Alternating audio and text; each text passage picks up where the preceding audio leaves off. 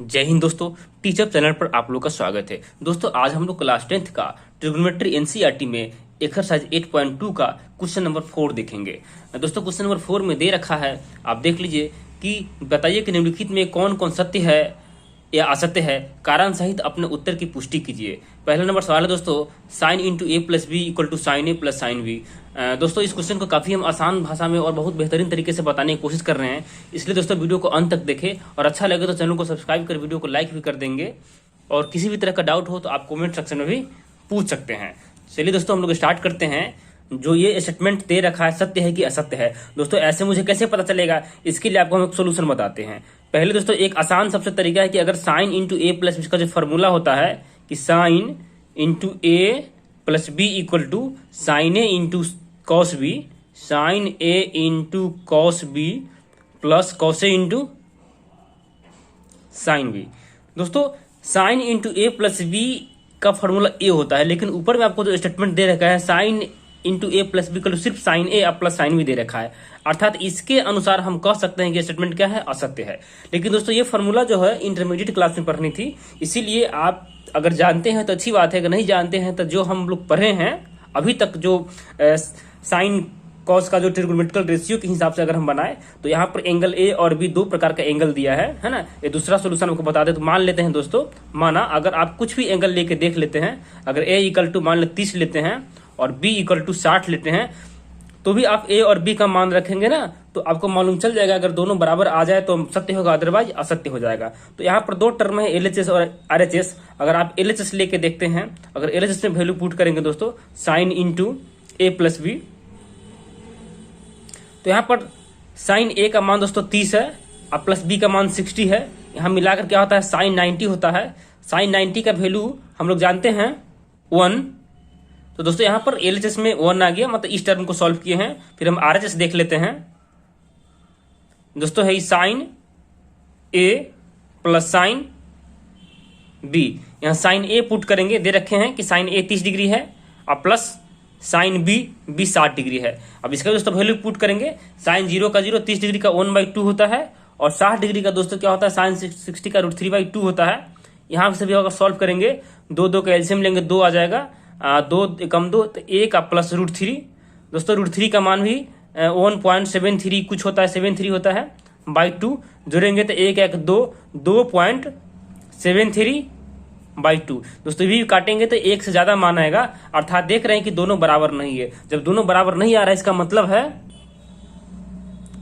असत्य, अर्थात दोस्तों इसका आंसर क्या आ जाएगा, असत्य, यानी पहला का आंसर असत्य है। हम दोनों तरीके से देख सकते हैं। पहला तरीका दोस्तों अगर याद है तो याद रखिए, याद नहीं तो सॉल्व करके भी देख सकते हैं। दोस्तों चलते हैं दूसरे क्वेश्चन की ओर। दूसरा नंबर सवाल है दोस्तों, थीटा में वृद्धि होने के साथ थीटा के मान में वृद्धि होती है, ये आपका स्टेटमेंट है, आपको बताना है गलत है या सही है। हम देख लेते हैं। दूसरा नंबर सवाल दोस्तों, थीटा के मान की बात कर रहा है, तो हम थीटा का मान अगर माने दोस्तों थीटा है, ठीक है, और इसका हम मान लेते हैं। अगर थीटा का मान अगर 0 लेते हैं तो वैल्यू इसका 0 का मान क्या होता है, 0 होता है। अगर थीटा हम वृद्धि कर रहे हैं, थीटा के मान अगर हम थीटा के बाद आगे बढ़ेंगे बढ़ा करके 30 डिग्री लेते हैं, जिसका दोस्तों 1/2 आ रहा है, जो कि डिवाइड करेंगे तो 0.5 आएगा। 30 के बाद दोस्तों 45 लेंगे तो 45 का 1/√2 होता है। अगर इसको सॉल्व करेंगे तो हर परिमेय करेंगे, रूट खत्म हो जाएगा, क्या जाएगा √2/2। √2 का वैल्यू दोस्तों 1.41 होता है /2। यहाँ देखें 1 को 2 से 0.5 आया है, इसका मतलब 1 से ज्यादा है, ये पक्का 0. कुछ ज्यादा होगा, मतलब 6 7 कुछ भी आ सकता है इसका वैल्यू, है ना। तो देख क्या रहे दोस्तों, 0 के बाद 0.5 0.65 बढ़ रहा है ना। अगर हम और बढ़ा ले 0 30 45 अगर 60 ले थीटा का वैल्यू, दोस्तों बिल्कुल सब साइन थीटा में चल रहा है, बिल्कुल साइन में चल रहा है। अगर हम साइन 60 ले ले तो साइन 60 का वैल्यू √3/2 होता है। तो ये भी दोस्तों √3 का मान 1.73 होता है, /2 करेंगे तो ये भी दोस्तों 2 दोस्तों 0.8 के बराबर आएगा। देख रहे बढ़ रहा है दोस्तों 0 0.5 0.65। अतः हम कह सकते हैं कि थीटा में वृद्धि होने पर मान में वृद्धि हो रहा है। दोस्तों कह सकते हैं कि थीटा में वृद्धि होगा, इसके मान में भी वृद्धि होता है, मान भी क्या हो रहा है, बढ़ रहा है। अर्थात फाइनली ये स्टेटमेंट क्या है दोस्तों, ये स्टेटमेंट बिल्कुल सत्य है। थीटा में वृद्धि होने पर इसके मान में ही वृद्धि हो रहा है, इसलिए दूसरा नंबर बिल्कुल सत्य है। चलते हैं दोस्तों तीसरे नंबर सवाल की ओर। तीसरा नंबर सवाल है दोस्तों, थीटा में वृद्धि होने के साथ कॉस थीटा के मान में वृद्धि होती है। दोस्तों ये बिल्कुल स्टेटमेंट उसी प्रकार का है, लेकिन यहाँ पर साइन थीटा है, यहाँ पर कॉस थीटा है। लेकिन दोस्तों आपको साइन थीटा और कॉस थीटा का मान बताया था, आपको बताया गया था। दोस्तों आप इसी प्रकार आप क्वेश्चन नंबर 4 को भी देख सकते हैं, या तो अगर आपको वैल्यू याद है तो वैल्यू रखकर देख लीजिए, बढ़ा करके थीटा बढ़ा करके। जैसे यहाँ अगर हम थीटा लेते हैं उसी प्रकार है ना, यहाँ पर कॉस की बात कर रहे हैं और यहाँ पर उसका हम मान ले लेते हैं। अगर मान लेंगे, अगर कॉस 0 का मान लेंगे तो दोस्तों आपको बताया गया था कि बिल्कुल साइन का मान जो है ना कॉस के उल्टा होता है। आप एक बार देख लेंगे, वैल्यू चार्ट दोस्तों देख लेंगे। दोस्तों यहाँ पर आपको बताया था कि साइन 0 का वैल्यू है 90 तक गया है, तो जो साइन 90 का वैल्यू आएगा ना वो कॉस 0 का हो जाएगा। मतलब बिल्कुल इसको शिफ्ट करते हैं, साइन 90 वाला 0 में, साइन 60 वाला 30 में, 45 डिग्री वाला दोनों दोस्तों एक ही में रहता है, 30 वाला चला जाएगा 60 में और इसका 0 वाला 0 में। यानी कि साइन 0 का वैल्यू कॉस 90 के बराबर होता है। अर्थात हम देख रहे हैं कि इसका वैल्यू दोस्तों क्या है ना कि घटते चला जा रहा है 1 से लेकर 0 की ओर। इसीलिए हम डायरेक्ट भी कह सकते हैं कि थीटा में वृद्धि होने पर इसका मान दोस्तों बढ़ता नहीं है, घटता है। अगर आप वैल्यू निकालना चाहते हैं तो देख सकते हैं 0 का वैल्यू दोस्तों क्या होता है 1 होता है। अगर 0 के बाद अगर 30 डिग्री का वैल्यू निकालेंगे तो √3/2 इसका होता है, जो कि √3/2 के ऊपर दोस्तों मान हम निकाल लिए थे कितना 0.8 है ना। अगर आप 45 डिग्री लेंगे तो 45 का मान दोस्तों इसका 1/√2 होता है, जो कि 0.65 के आसपास ले लीजिए। तो क्या हो रहा है दोस्तों, मान इसका घटते जा रहा है। अर्थात ये स्टेटमेंट क्या हो जाएगा, असत्य हो जाएगा, क्योंकि थीटा के मान में वृद्धि होने पर इसका मान में क्या हो रहा है, घट रहा है। इसीलिए हम यहाँ पर लिख सकते हैं कि कॉस थीटा में वृद्धि होने पर इसका मान दोस्तों घटता है, लेकिन स्टेटमेंट बढ़ने की बात कर रहा था, इसीलिए बिल्कुल क्या हो जाएगा, असत्य हो जाएगा।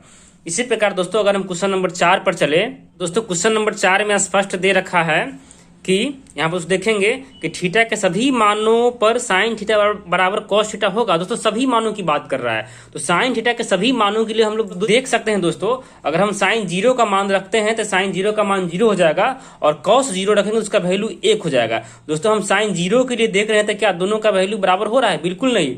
अर्थात दोस्तों हम ये नहीं कह सकते सभी मानों के लिए बराबर होगा, हाँ लेकिन बराबर जरूर होता है। लेकिन साइन 45 का मान 1/√2 होता है और cos 45 का भी मान 1/√2 होता है। अर्थात हम कह सकते हैं कि साइन 45 और cos 45 के मान के लिए सिर्फ बराबर होगा, बाद बाकी सभी मानों के लिए बराबर नहीं होगा। अर्थात यह स्टेटमेंट बिल्कुल क्या है, असत्य है। सभी मानों के लिए बराबर दोस्तों हम लिख सकते हैं यहाँ पर नहीं होगा, सभी मानों के लिए बराबर नहीं होगा, सभी मानों के लिए सिर्फ कुछ मानों के लिए होगा। दोस्तों उम्मीद करते समझ में आ गया होगा। दोस्तों चलते हैं 4 के 5वां नंबर पर। दोस्तों सवाल कह रहा है, एक बार देख लेंगे सवाल दोस्तों। बिल्कुल यहाँ पर सवाल लिखा है कि a बराबर 0 पर कॉट a परिभाषित नहीं है। दोस्तों परिभाषित नहीं का मतलब होता है कि अपरिभाषित है। अर्थात हम a = 0 दे रखा है तो कॉट a = हम कॉट 0 रखेंगे तो कॉट 0 का वैल्यू अपरिभाषित होता है। आप वैल्यू चार्ट दोस्तों देख सकेंगे, वहां से आपको पता चल जाएगा कि कॉट 0 डिग्री वाला अपरिभाषित होता है। अर्थात ये स्टेटमेंट बिल्कुल क्या है, सत्य है। उम्मीद करते हैं दोस्तों ये आपका वीडियो समझ में आ गया होगा।